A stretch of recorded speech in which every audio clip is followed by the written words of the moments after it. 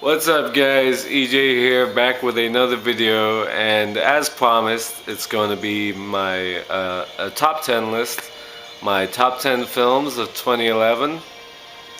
Now I was going to do this last year at this time for my top 10 films of 2010, but I shot it and didn't like how it turned out and I never redid it. But now that I have all the films on my top 10 list of 2011 on Blu-ray, I can do this list now. The last two I just got this past week. And also I made a top 20 list of 2011 video at the end of last year, sort of using pictures and movie posters and music. And but I wasn't able to talk about the movies in that video. But I'll put a link to it in the description if you want to check it out. It's pretty similar. Of course, it has 20 films and this only has 10. So let's get to it. My top 10 films of 2011. So first, at number 10, we have The Ides of March, directed by George Clooney, of course, starring Clooney himself as a senator running for president. Wonderful cast.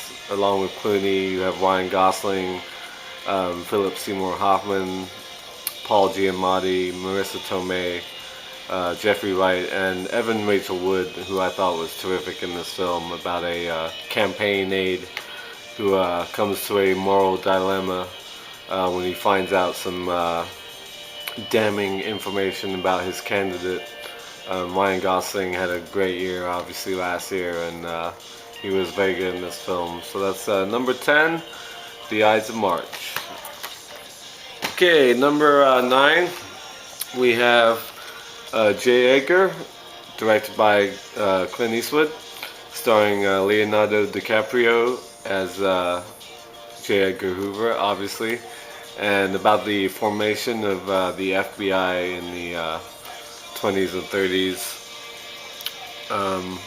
Mainly because of the crime of the century, the Charles Lindbergh baby kidnapping. I know a lot of people weren't too keen on this film.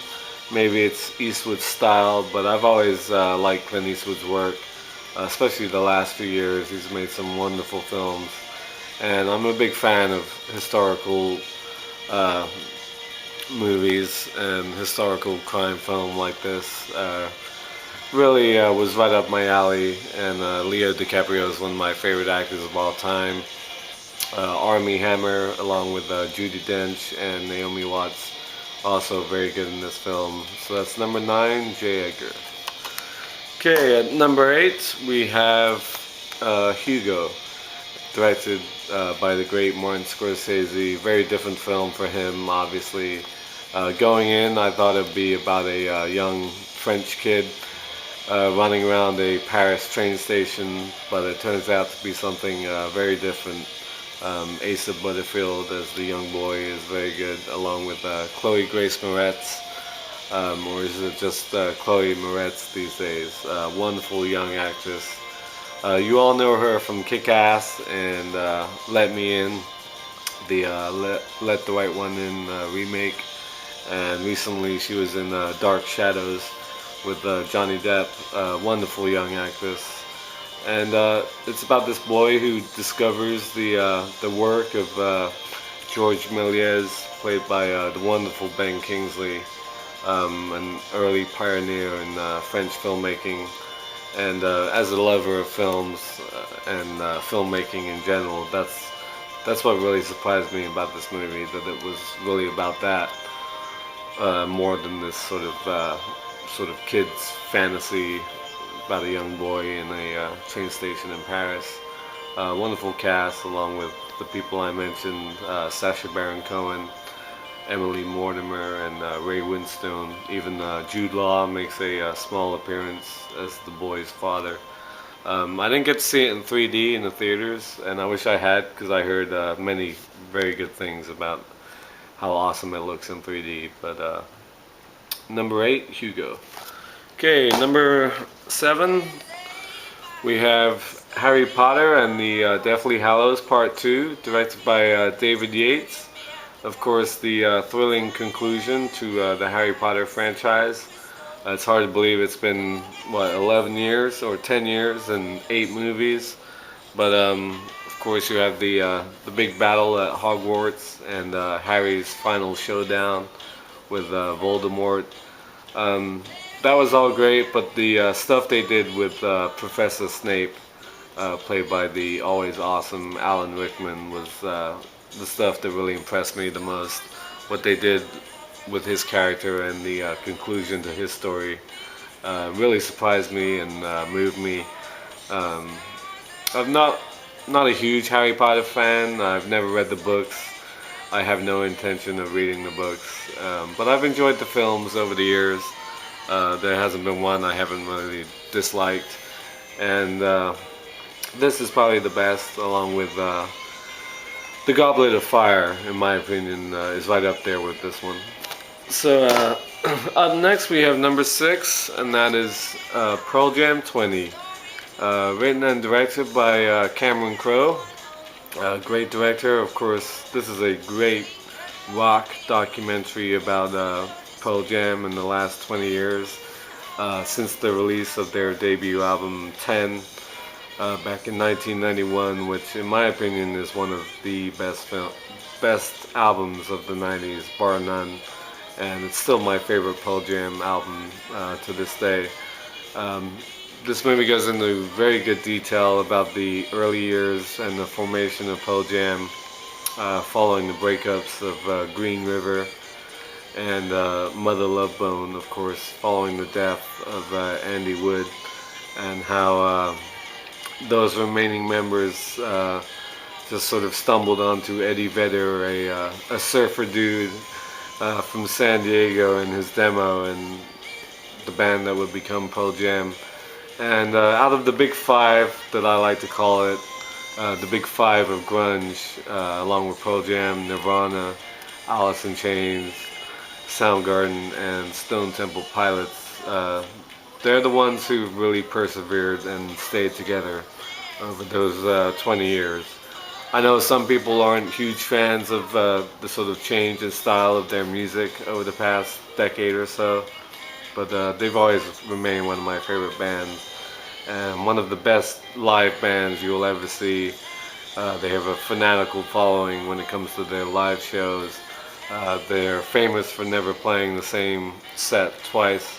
Um, just a great documentary. If you love this type of music like I do, it's a must-own. Okay, number 5 we have Super 8. Produced by Steven Spielberg and written and directed by J.J. Abrams. A wonderful sci-fi film about these kids who are making a movie in a small town and witness a horrific train crash, and this sort of alien monster gets unleashed on this town, and all sorts of weird and strange things start to happen. The young cast is great, especially Elle Fanning, the sister of the better known Dakota Fanning.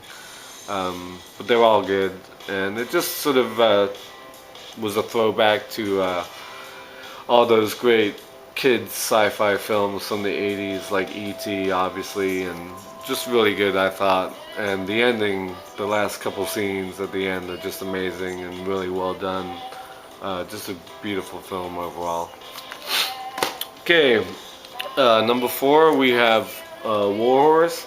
Now, since I just talked about this film in my recent update, I would go into much detail about it, except that great film set during World War One, directed by Steven Spielberg, about a horse and his exploits during the war.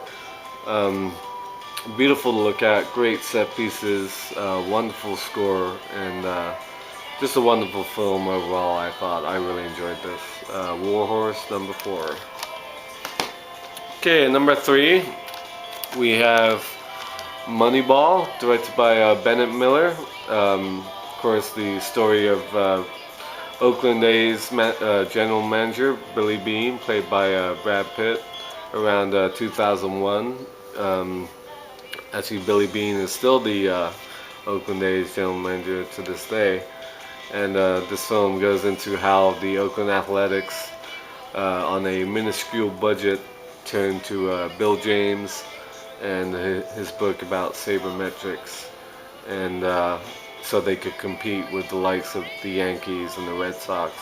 Um, Wonderful film, great performances by Jonah Hill, who should have won Best Supporting Actor in my opinion for his performance.